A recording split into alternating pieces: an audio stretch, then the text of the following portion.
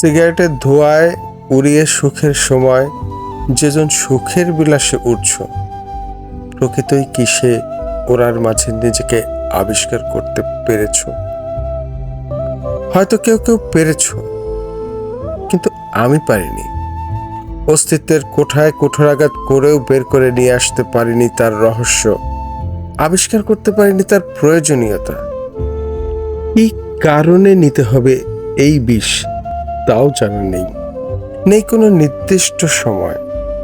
মন চাইলেই দিয়াশালায় ঠুকে দিলাম। এর ফলে লাভ কিছু হয়েছে বলে মনে হয় না, তবে অপমান কম না।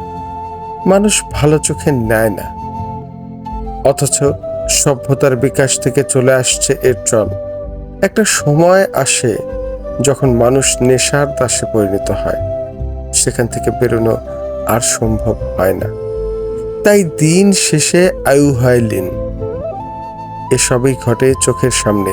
মাঝে মাঝে জং ধরা হৃদয়ের এক কোণে অনুভূত হয়। তখন দেহ ও মন বোঝাপড়ায় একে অপরকে নানা রকম প্রতিজ্ঞা করে, কিন্তু কোনো লাভ হয় না। তাই কয়লার ইঞ্জিন চলতেই থাকে, বেদম ধোঁয়া তোলে।